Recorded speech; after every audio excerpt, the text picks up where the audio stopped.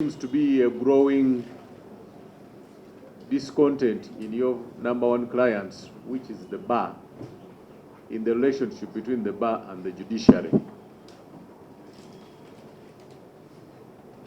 We do not want to mingle into the nitty-gritties of the procedures and processes of prosecution, but there is a growing trend by the judiciary. I don't want to use the word persecution, but I will borrow it from the public. A growing trend of the judiciary persecuting their own number one clients, which is the bar, the lawyers appearing. I personally appeared before many judicial officers. Some of them are even here. I've appeared before His Worship John Paul a number of times, and I have not had a problem. But the bar is the first clientele for the judiciary, and there should be a very cordial relationship between the two. What is happening, Madam Chief Registrar? Why is there growing discontent in the relationship between the two? Yet these are supposed to enjoy a collegial relationship, being members of the same profession. Is there a side which is not paying attention to the desires of the other? I really want to understand this, and we need to create a solution to this problem. I want to thank the PS for ably steering the institution. When you appeared here last time, you told us you would deliver the buildings on time, and we were glad when you invited us to inspect after completion on time. Congratulations and thank you. Looking at this, I need to be guided. You don't seem to have a dire need for money. And I share, before you arrived, I read my disclaimer. The PS gave me money when I was running an office in State House when it was PS Gender. So I said I am conflicted on certain things that, but when I declared my conflict of interest, I think I'm exonerated. Your entertainment plan has 1.125 billion. I would like to have more light on it. I don't know what's embedded in the entertainment plan of 1.125. Your PR plan has 384 million. When you look at the costing of the figures, there are items like small machinery going for 100 million. I'm looking at Annex 2, where we have those figures. The annexes are not numbered, but if you look at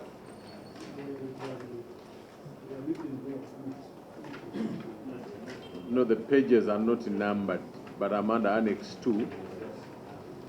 So page 1, 2, 3, and 4. On the fourth page of Annex 2,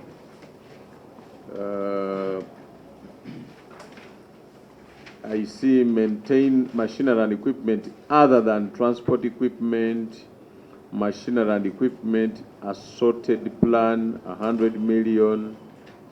There are a number of items that, so particularly if you look at 228003, there's 100 million. I looked at the entertainment plan under the same annexure, which has 300, PR plan 384, entertainment plan 1.12. There's a media plan about 3.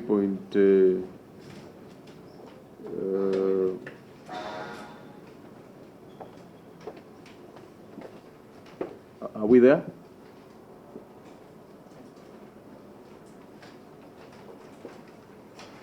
Consultancy services, research services are 3.18 billion.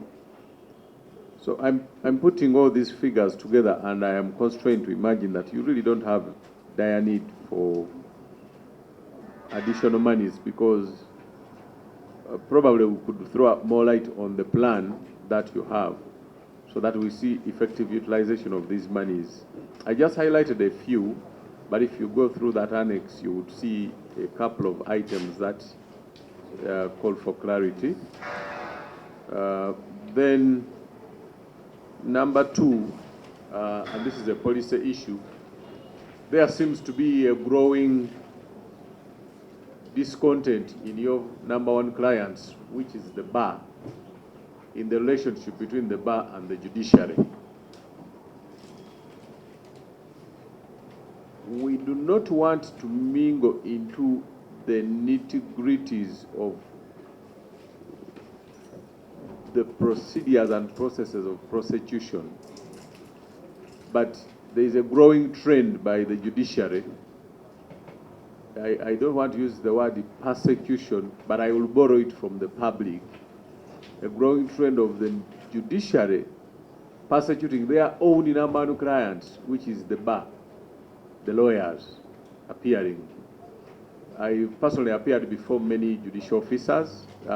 Some of them are even here. I've appeared before His Worship John Paul a number of times, and I have not had a problem. But the bar is the first clientele for the judiciary, and there should be a very cordial relationship between the two. What is happening, Madam Chief Registrar? Why is there growing discontent in the relationship between the two? Yet these are supposed to enjoy a collegial relationship, being members of the same profession. Is there a side which is not paying attention to the desires of the other? I really want to understand this, and we need to create a solution to this problem. Thank you, Chair. Interact with the CJ. First, I want to compliment the team. I was taking keen interest and note of the composition of the team here. I may be wrong, but it appeared they fairly represent Uganda as a country. I hope it was not selected for the purpose of this meeting. That is actually what takes place in the entire institution. I could see different parts of the country here. That is good enough. It's a good compliment. And I've been asking questions about sharing of certain things. And from this team, I feel satisfied. I hope back in the backyard it's the same. And thank you.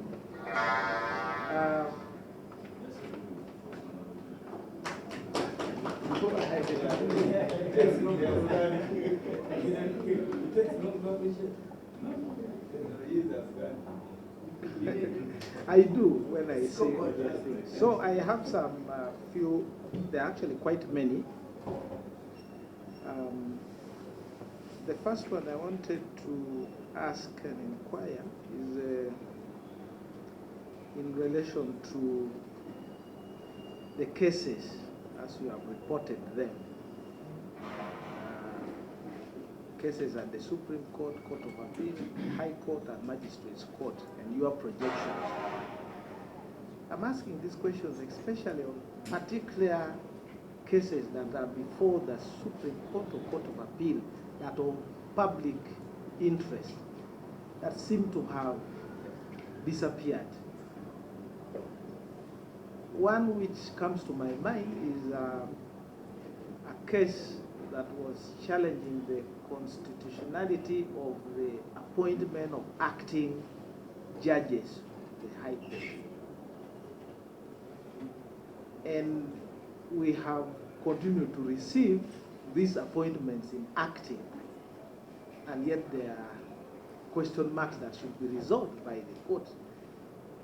I don't know whether the files still exist within the court, and what is the policy of the judiciary on matters that are out there in the public, and the public requires decisions to be made.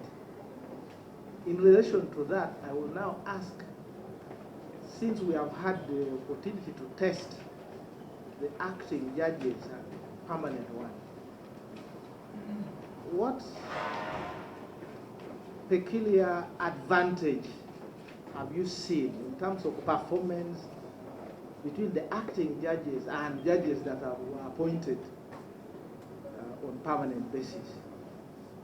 Is it that the acting judges, when they are appointed, they are doing more, so it is one way of disposing of cases? Are they performing much better than the rest? So we fear now to appoint permanent judges. So I would like to get some answers around that. The second question I have stems from the submission made here about the blame game. The director CID and the whole team in charge of investigation, and then the prosecution. And my question is, and I may be wrong because I've had some judicial officers are here. When you sit in that judicial chair, do you sit as a neutral person without feeling some sympathy or empathy for the prosecution against the accused person? That, oh, now because the CID, they have not done their work well, or because the prosecutors have said investigations are not complete, I am therefore inclined to agree with them. And my question, I would assume, people who have practiced at senior level here, if the accused person comes to you and keeps telling you, I'm not ready to proceed with my defense, then after 2 weeks you adjourn, he comes and says, I'm not ready to proceed with my defense. 3 times, what do you do? So why do you give a favor to the prosecution, who is also one party before you, to have the liberty to keep informing you, the judicial officers, we are not ready, we are not ready, we are not ready, and you adjourn, remand, adjourn, remand, adjourn, remand. But when it comes to the other party now, who is also before you on the same weighing scale, and I think I saw somewhere here, this logo of the Judiciary, maybe I've misconceived it. It's like a weighing scale. You come, you are at the same level. So why is it that now when the process starts, you tilt it to favor one side? Would you be comfortable to do that? I want to know, because there are so many. And I think even you appreciate, you can say very bogus and stupid cases that are brought on the face of it, and then it is entertained for 2, 3, 4 years. My thinking and my understanding was that you are an independent arbiter. You don't have to have any other consideration for the rest. You deal with things that are before you. That's the reason why we have, I think, more than 80 out of the 80,000 people in prisons. I think half, or about 50,000, are people on remand. And we recently established some have taken us as long as 20 plus years. So my question is, because I have not been there, what happens if a judicial officer sits after 2 or 3 or this number of months and said, I have released the accused person on bail because the investigations have delayed and this? Is there any threat that comes in the night?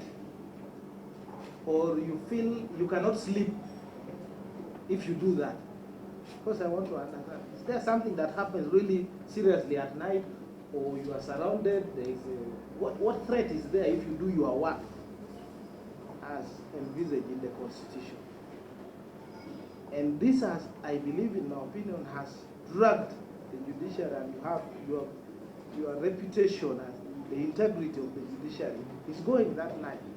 That people are losing trust because they think you have also become kind of accomplice or to enhance this persecution. So I would like to be addressed on that. The third issue is whether you have a mechanism within the judiciary to inform your clients that you are not able to proceed. Here in Parliament, although sometimes it happens late, when we are coming for a sitting, we are informed that maybe the sitting has been adjourned or is not taking place. So many lawyers are driving from here, Kampala, to go to, say, Mbarara, or to Mbale, or to Lira, and only reaching Lira, you are told the judicial officer is not available. Can't you have a mechanism of informing your clients that barring emergencies, leave alone accidents and etc., maybe the floods in Kampala last time I saw, many of you could not reach court, etc. But these are happening so frequently, and people are wasting a lot of resources. You have spoken about the economic value. You know how much fuel someone will waste time and etc. to go to up country, and then all of a sudden you find that court cannot proceed. So can you develop a simple mechanism to inform your clients in time so that we don't lose all this time? The other issue that I have captured is in your planning for election petitions, 300 election petitions for the financial year, and your costed work plan in Q1 you'll handle 75. In Q2 you'll also handle 75. So I wanted to know which election petitions are you going to handle between July and September, and even September to October, the first 2 quarters. It is in your work plan. Is it just a matter of feeling that the template, because we expect this to happen from January, at least second quarter onwards, but in your own costed work plan here, we already see that you plan to handle 75, just spread across all the quarters to make the 300. And then at Court of Appeal, of course, you say 80. I don't know whether this 80 is informed by the percentage of appeals that out of 300 you are going to get 80. What if all the 300 turns out into an appeal? Then what happens now to the budget allocation if you have planned only for 80? The fourth issue I want to know, and this I will require some breakdown. The High Court circuits, how much money do you send to each? And why are some circuits having more judges, and yet it appears the cases are not even many than others? Others, you overload one judge at the station, the cases are so many apart from the backlog and the cases that are coming, and then you find in some other areas, even up country, you have like 2 or 3, and where people require justice, you don't seem to post judicial officers there.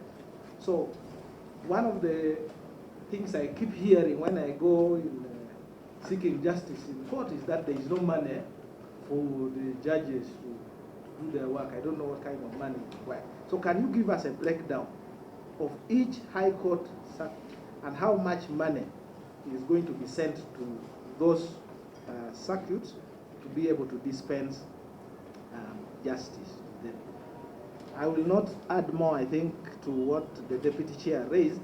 There are so many budget lines, donations, we've seen ex gratia payments, we have pensions, we have gratuity, but I've seen ex gratia, and I'm sure you know the concerns that were raised first from here within Parliament about those ex gratia payments, service award and etc. What particular payments are falling under this ex gratia outside the pensions and gratuity and the ones provided in the as benefits in the administration of the judiciary?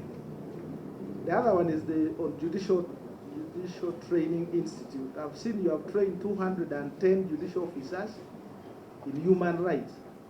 I would like to see the list of the judicial officers trained on human, and what aspects of human rights were they trained on. Because from out what we see,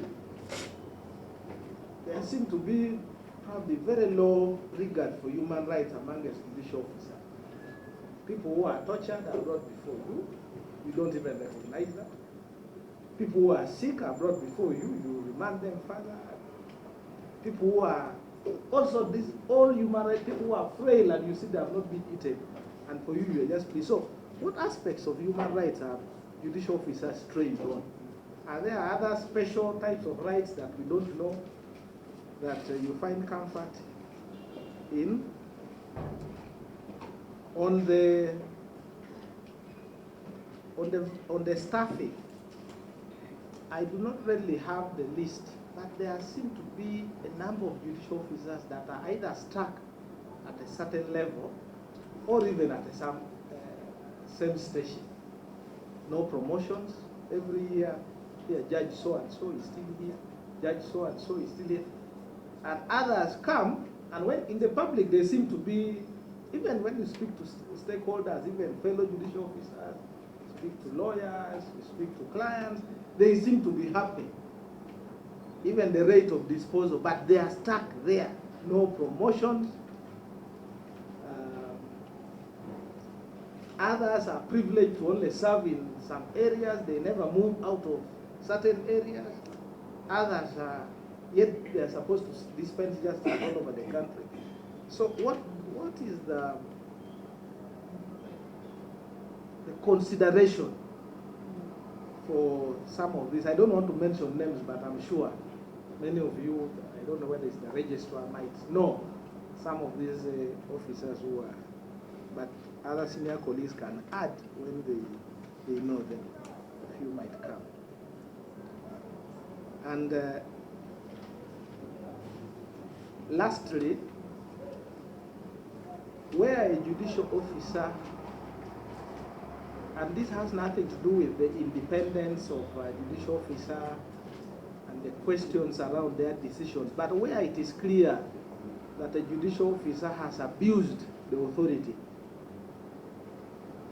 like it was pointed out in that I think one of the cases where one of the justices at the Supreme Court found out where there is that blatant abuse outside, maybe deciding a case this way or that way, but you can see that there is clear and obvious abuse of authority to persecute or to perpetuate. For example, a judicial officer sits without hearing even the parties, makes an order, makes a decision, convicts, all the things that has happened.